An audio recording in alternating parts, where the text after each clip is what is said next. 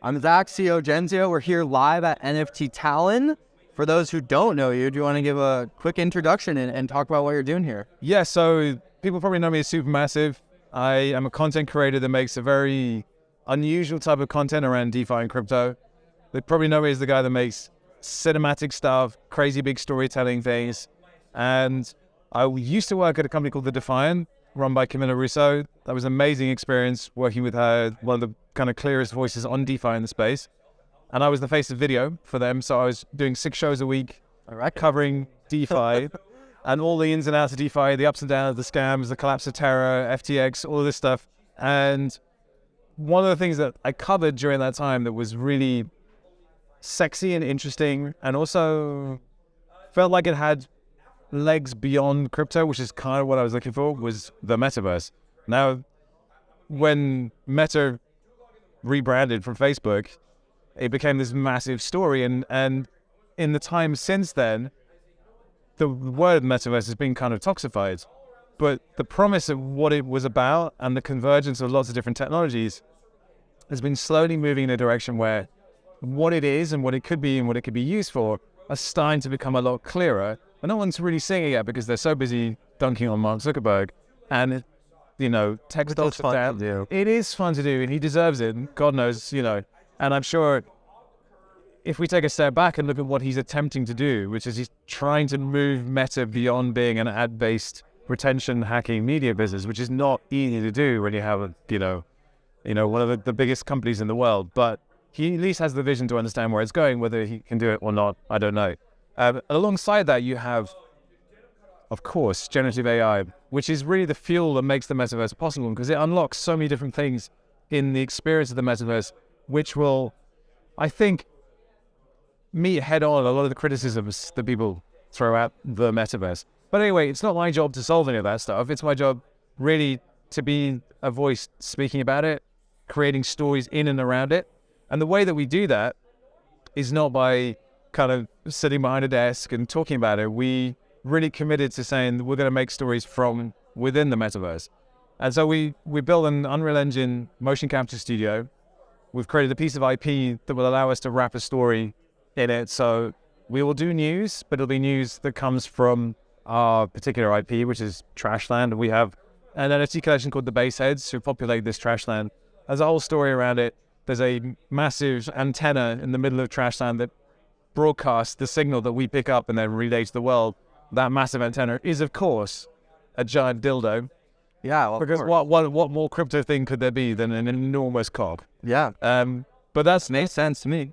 So using Unreal Engine as the platform and building a bridge from where we were at in Web3 and this understanding of digital ownership into things like Fortnite, but also into Web3 platforms that are built on Unreal. That's kind of where we're sitting at the moment. So it's telling the story of the Metaverse from within the Metaverse and doing it in a way that is freed up from having to replicate all the kind of weird content creation quirks that we now see and that we're probably all exhausted by. So I'm going to ask you kind of a random question. Yeah, do it. What was the craziest thing that happened this year? In the last year? In the last year, to me or in general? Doesn't matter. So the craziest thing that happened was launching this project, because we launched it the first week of January 2023. And the alpha right then was open editions. So mint open editions and then provide this burn utility. But we did a stock standard 10,000 asset PFP collection. And we launched it with no community up front in 4 days and sold it out. Holy 24 days. That was one of the craziest. What's the name of the collection? It's called the Baseheads. Baseheads. And the way we did it was 2 things. So we're leveraging the fact that I'd spent 2 years in front of people's spaces as a content creator. So they kind of knew who I was and my stance on the world. The other thing we did was we created a bunch of content that was just different. It was showing the other craziest thing that we ended up doing, which was me running an ultramarathon in VR chat. Holy shit, what? Yeah, I'll come back to that. That was nuts. But yeah, it was. We shot this trailer for the Baseheads, but it wasn't animation. It was live action. Because I come from movie making. I come from music videos, commercials, and shot a feature film. So I was like, I'm going to flex the thing that I know how to do that nobody else in the space would ever even think to do, because it's too difficult. So we did a live action trailer for the base heads because you have a base head on this can of fries here, and it's obviously an animated character. Obviously you do animation, but no, we didn't. We did it as live action. So we shot this trailer and people saw it and went, holy shit. And that was after 4 days of promo. And then we're like, mint's happening, 24 hours later, sold out. The next thing we did... What's the floor price on those? Or the starting mint? I don't like to talk, but the starting mint price was 0.08. Okay. They owed a lot of ETH. Yeah, we did. And then the next thing we did was, because we're a content creation studio, we promised people a big film. So we've been working on this idea of running a marathon in the Metaverse for probably 5 months before we even launched the base heads. We shot segments in Kenya, we shot in Mexico, we shot in London. And the goal was to try and do something that you couldn't argue with. You couldn't say that this wasn't noble or interesting or cool, because the Metaverse just has so much headwind and NFTs have so much headwind. So what we did was I bought a VR treadmill and I trained to run an ultra marathon, because a marathon wouldn't be enough. I knew this. And the goal was to raise $100,000 for a kids' hospital in London, which we managed to do. So I ran for 9.5 hours, ran 39 miles in total without ever going anywhere in a VR headset. And we did like a 9.5 hour live stream, kept it interesting, had prizes and stuff. And it just showed what was possible from Web3 in terms of actually doing something good, doing something interesting, doing something that, and like I said, you couldn't get angry about it. We raised 100 grand for a kids hostel. We took a massive check down there and gave it to them and got shown around the kids hostel. It was amazing. And I feel very good about what we did there. And it sort of set the tone for the kind of content we want to make, because most crypto content is, buy this. This is going to go up. Yeah, we don't do that. Fuck that, bro. I fucking hate that shit. Fuck that shit. I hate that shit. It's just not the kind of content I want to make. And all due respect for the guys over there that talk about this stuff, because there's a market for it, there's a audience for it. But I just think, in the grand scheme of things, it's not what I want to be remembered for. I want to be telling interesting stories. And with the Unreal Engine, mocap volume, building a holodeck, essentially, we're pushing the boundaries of a whole bunch of crazy shit that's going on. And like, with generative AI and everything else, it's nuts. And it's funny because the cameraman using an FX3, this camera, which is an A7S3, it's possibly the greatest camera I have ever used. You need to upgrade again. It is. No, they have the same camera. It's the same. Okay. It's basically the same camera. But like, this thing is, I've been waiting my whole life for a camera that could do everything this could do, this small, this amazing to use. It's sick. And yet, a Discord bot is now the greatest camera ever invented. My mind has been scrambled by all this. So where I'm going is, I'm going into game engine worlds, because with these cameras, like, what you can do is pretty much anything. You make anything look gorgeous. But what you can't do is change the world around you in real time. So what you can do with Unreal Engine, you can film digital environments that look photorealistically real. You can put digital... It's crazy. Yeah, and this is what we do. Crazy. You can get digital characters and put them in those worlds. But the really cool thing is, then you can start making that world interactive. So it's like, yes, I can pick up this camera, but in the digital world, you can't do that. In the world I'm building, I can pick up a camera in the real world, and the same camera gets picked up in the digital world. In real time. It's not animation, it's real time. And the camera system we built, which we call Ripley, is basically, it's a camera that tracks the Unreal camera, and then it has a monitor on the front so I can see what's going on around me in the volume. And then we're going to be wearing a haptic suit so that if a car crashes into me, I feel it. And I can jump onto the square of the floor and explosions will go off. I have an iPad, and I could just move the sun in the sky, or I could make the buildings reflective just at the touch of a button. Or I could change the mood of the entire piece depending on how I'm feeling in real time. So I'm playing the environment like an instrument. This shit's wild. And the camera itself, you use it like a real camera. So it goes on your shoulder. It's quite unwieldy. We need to improve it, but we want to get it to about this size, and then you can shoot TikToks with it. But you instinctively shoot with it like a real camera, because it's not animation. An animator would never think to put a camera on its side on the floor like that. That's a really interesting shot. Just feet walking by. Someone leans in to pick it up, and like, you get their face out of focus. That's what we get in the real world. You don't get that in digital world, but now we can. So that's where my passion is at the moment. I'm not going to lose physical production because I love it too much. Spent all my life getting really good at it. Lenses are incredible now. These cameras, so sick. It's ridiculous. And that's really fun. But what you can do in digital worlds now, and particularly with the ability to like just take somebody in chat in Twitch, integrate that into Unreal so that you can make objects spawn directly into the scene around you, or they can just have a direct impact on my clothing. I mean, come on, this stuff's wild. It's mad. It's mad. It's what I've wanted since I was a kid. And it's, you know, we don't have a holodeck yet, but we're getting really close to build it. No, we're building it. Okay. No, we are literally with the haptics.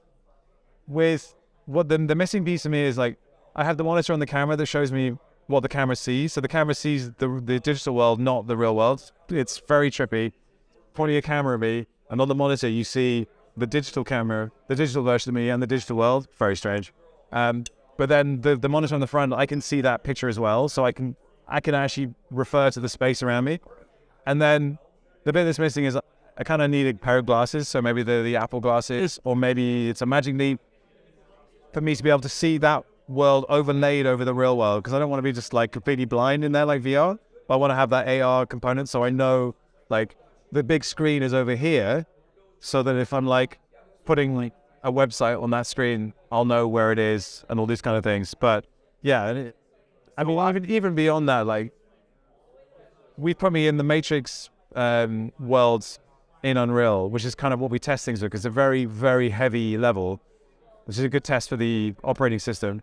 And you've got cars running through there, but you've also got NPCs, and you can't talk to the NPCs. You can walk up to them and like they kind of go like this. Now we're partnering with a company to put AI into the NPC so we can load the lore from our particular universe into the AI. Like every time we make a new video, it'll learn that script as well. So it'll have the history of all of our interactions just in the corpus of data that's feeding the AI. I mean, so why Web3? Why Web3? Okay, so the metaverse is difficult to explain to people. It's difficult to define. Which is why one of the things that I try and do is go back to first principles and make sure I have an understanding that I can give to people that's easy enough to express in a sentence. And so the way we look at it is it's the internet built by game developers. And that gives you a sense that the engine that's powering it is game derived, but it's also this sense of interactivity, fun, playfulness. And when you hear Tim Sweeney talk about the metaverse, he compares it to Facebook and says, you know, when people are playing Fortnite, they're just having fun. They're hanging out with their friends. I love Fortnite. Yeah, I love Fortnite. Fortnite's... When I saw UEFN, a Fortnite creator, and what they're doing with it, I was like, that's the answer. Because what's amazing about Fortnite? They don't run ads. It's not an ads-driven business. It's a marketplace-driven business. And it works. And it can scale way bigger than it already is. But there's no ads. So you're not in this attention economy thing where you're having to make the fastest, trippiest content to hold people because that's where you get the ad revenue. It doesn't have to be about that. A great story will do just as much work. That's why I'm pretty much all in on Unreal and Fortnite at the moment. The Web3 bit. So one way to think about the metaverse is it's basically going to be the internet, all the stuff that we have, with two additional things. One of them is an experience layer. So how we experience the world digitally is going to radically change, I think, this is me, in the next 10 years, in the sense that everyone in here has these shiny rectangles in their hands, and they're doing this. And I think that all goes away. It's all going to be VR? Well, I don't think it's going to be VR, and I don't think it's going to be all AR, but it's going to be it's a filter, it'll be like a layer on top of the world that can be as pervasive or dialed in as you want it to be. Sounds kind of like Black Mirror a little bit. And, well, yeah, that's a big danger, but the problem is, like, the ground is fertile enough for this to happen because, you know, a pair of glasses, it's not a difficult thing for you to do and put on your head. So if the glasses are small enough and lightweight enough and they you know, they're unobtrusive, then you probably would. I would. And the reason why all that feels inevitable to me is because what's in those glasses is a force multiplier. And if it's a force multiplier for one person and they can be obviously and visibly more successful as a result of it, then that's just going to drive others to follow suit. So what's your drive? Like, what drives you in all of this? Well, you asked me about Web3. So the Web3 component is the other bit. So digital experiences get upgraded to add smell, and we'll be able to taste digital food, all these kind of crazy things. That's insane. I know, right? Yeah. That's like literally like Ready Player One stuff. This is Ready Player One stuff. The thing is, we're very close. We're working on a video at the moment for someone who, like, be the most obvious YouTuber that you would want to do a video with. Mr. Beast? Of course. So we're working on an idea for that at the moment. You're working with them? No, we're not. We're building it, and then we will present it to him and say, listen, we've done this. Are you interested in, like, us coming to a studio in North Carolina and showing you how it actually works? But yeah, so the next bit is the data layer. So I think it's pretty clear now that all of data is going to be a very big point of regulation, of interest, and listening to the Estonian government talk about how they're thinking about it, like blockchain is a no-brainer for them. I interviewed the CTO earlier today. Yeah. Crazy. It's amazing. And it's not a no-brainer for the rest of the world, but like if you think about, like, if we really are in an AI-driven world, what do AIs feed on? Data. Where does that data come from? I don't know. But your personal AI that's fed on your personal data is a very valuable thing, and renting that from you so that people can target ads to you or target products to you should be something that you get paid for. That just makes total sense. And if that's where we're going, then data has to have a Web3 component to it, because it's the best solution we have. It's not perfect. It has a whole bunch of stuff that's suspect built around it, but it is the way you make that data thing make sense. So digital ownership and Web3, for me, automatically has to come with an open metaverse, if that's the vision of the future that we can get to. And going back to my last question, I completely agree with you on the Web3 and the storage and data. I think we all want to own our own shit now, and that's becoming more and more. But you say that, but I don't think that's true. I think, like, we all here probably want to own our own shit, but most of the time we'd be the ones just clicking, oh yeah, never mind, I'll give you my cookies. Like, because you know, there's a sense of apathy around all this stuff. which people are waking up, you think it's still apathy?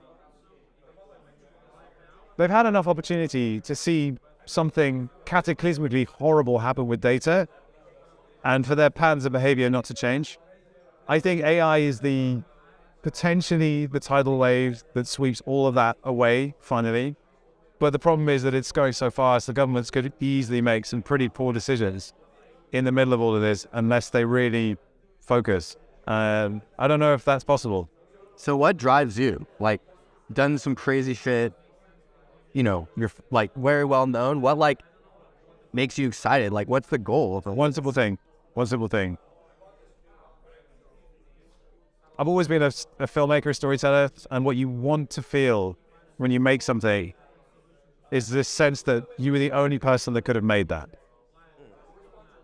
Increasingly, all the skills that I have and I've acquired over 20 years, they're all skills that other people can do just as well, even though what they're really doing is just applying a LUT or a template or something to it. They can compete on a level with me, even though they haven't spent all that time in the trenches. So it becomes increasingly difficult to make stuff that you genuinely feel is original.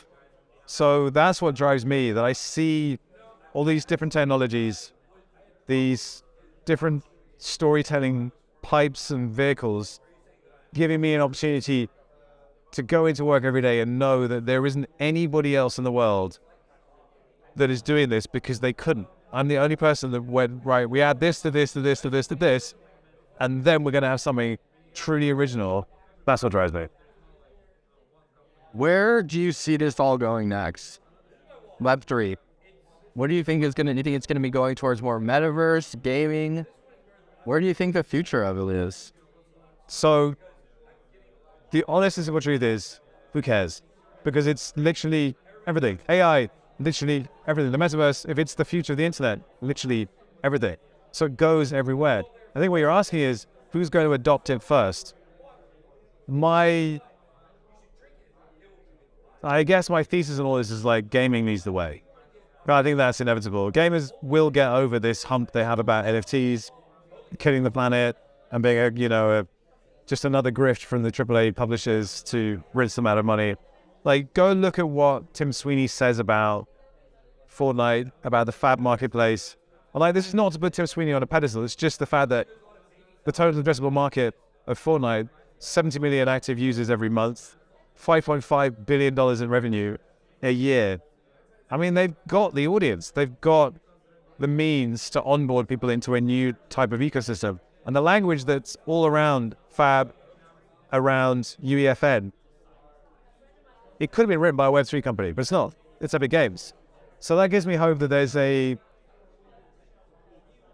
leader with the vision to really go for this, to create the open source standards for interoperability, which makes it possible for all these other Web3 games or not Web3 games that are built on Unreal or in Unity as well, to all benefit from the same traffic that's going through, that wants to create, wants to share what they've created and, you know, make a living off that. It's all starting to come through. So I feel like, you know, it's going to take time for creators to really take off on Fortnite, because it's actually quite difficult to build in Unreal, like really build. Like the Fortnite creators, good, but like you can't just bring in like a photo scan of the building next door to you and put it in Fortnite, because it'll just eat up the polycount. So you have to understand optimization, all these other things, but you can take the assets that they put in the store and build something for your friends right now in a very short period of time. And people are doing this, and it's fucking cool. And then you think, this is an economy that's not funded by advertising. Blows my mind. I went on stage after a talk where we had an SEO specialist talking about buying Facebook ads and running social ads and stuff. I'm like, that is done. Ads, yes. We recommend all our clients don't spend a fucking dollar on ads. It's done. I mean, it's not going to die immediately, but like, it's not a good ROI though. No, it's not a good ROI. And like, Apple did what Apple did, and they switched off all the tracking, and people opted out of tracking, and then you have no visibility, you've no way of understanding where all that ad spend went or the efficacy of it. Not really. So like, it's going to be, brands are going to have to work harder to reach people, and influencers are also going to have to work harder to reach people. But if you have a massive ecosystem that is rewarding creators, and like Roblox is another one, is like, it's not great to be a creator on Roblox, but you know, if you're a good creator, you can get shit done. They also have much more advanced tools for allowing people to build skins and things, but that'll all come to Fortnite. I have no doubt about that. But again, like 40% of the UEFN revenue goes to creators. That's pretty good. That's the best. That's pretty good. It also goes to Epic Games because they're the biggest creator on UEFN, but you know, good for them. So yeah, I think that's, for me, is probably the next bit. There'll be a mindset switch at some point with hardcore gamers, and the likes of Kotaku will either just continue to be grumpy old men and chewing dust, or they'll go, you know what, guys, fuck it, we were wrong, you proved us. But maybe, I don't know, we'll see. Because if Kotaku gets on board, holy moly, we'll have really made a breakthrough. I completely agree. Well, thank you so much for the interview. Where can people find you online? Where should they find more information? So we are BasedAF, based-AF. You are BasedAF. We are BasedAF. This is probably the easiest way to find us. Look for the Fraz. Baseheads on OpenSea, that's our collection. But the YouTube channel is basically where you'll find our best stuff. And then we have a Discord channel. All of this stuff is linked, but it's a story with a bunch of characters that represent our audience, who are all content creators in their own right, and we're building a piece of IP that they can then take and use as their own. And just going to talk about this. This is Fraz. Oh, wait. So one of the things that I got really interested in... Can I try it? Yeah, of course. So one of the things I got really interested in covering NFTs was how the IP was being used and being sold as something that you could slap on a coffee brand or on a credit card or anything else. Oh, wow, that's good. It's smooth. It doesn't, it's like an energy drink? It is an energy drink. Well, I needed this. Yeah. Thank God. So what we were looking at was, if you have a Bored Ape and your business is represented by a Bored Ape and you're selling burgers, you have an image problem. Even though it's not your problem, because Yuga's image sentiment goes up and down and up and down and up and down, as does the NFT markets up and down. So it's very hard to run a business when you're facing those sort of headwinds. And like, when it's good, I'm sure it's great, but like, your market is those who feel positively about Bored Apes. And so I really took that to heart. And with my creative director, Jim, we basically figured out that in our Trashland Metaverse, there had to be some commercial activity for it to feel real. So we built brands. And so we have Fraz, which is our drinks brand, which can be whatever we want it to be. And we have a clothing brand called DAF. We have a headphone brand. Where can I get this? You can't get it. That's the thing. There you go. What do you mean you can't get it? No, you can't. You can't buy it, and that's very deliberate. So where you can only get it at certain events? You'll only be able to see it in videos, and we'll mythologize the product in videos and in content that you make. Build distribution, then sell the product. That's the business model for that stuff, anyway. So this is the last one I can have? No, it's time to go in the fridge. But the key thing with these brands, this is the dumbest thing that we've ever done, but the brands are open source. So you can, with our permission, and we still need to figure out the legal framework for that, you can do your own derivative of Fraz. So you could take the Fraz brand and do your own drink. Can I do my own, like, whatever, like t-shirt or whatever, or mostly drink? Well, it wouldn't make any sense to do a t-shirt. You do that with DGAF. So you do a DGAF t-shirt, great. So what we do is we do the first drop, and we do the first iterations of these brands, and then we give them to the community. So instead of you fighting the sentiment around Bored Apes, you just have a brand that's just a cool brand that represents a drink and that you see in the videos, but it's still connected to Web3 because you had the right to launch your own derivative of it because you own the NFT. So that's kind of how we look at that one. It's get behind brands that we own. And of course, we can sponsor our own videos with our own brands. We can shoot our own commercials for our own brands. Sure. And then suddenly we're in a place where we're not beholden to brand integrations that we don't feel comfortable with. But that's further down the line. We need to build the content studio first. But like this is BasedAF and BaseHeads. Yeah, right. And like this That's is also cool. This is also my business card, so you can scan the QR code and get my link tree. So when I'm going around, I'm like, yeah, this is my business card. That's hype. So anyway, that's a little bit about us. So we went off for a long time. Sorry. No, I love this. Thank you so much for the interview. Yeah, no worries. Yeah, this was great. Thank you. I feel more awake after. It's a great energy drink. I'm giving a little plug. Check it out. Yeah, Fraz. Check out. You can't have it. So sorry, but it's really good. So I will show the channel. Check out BasedAF.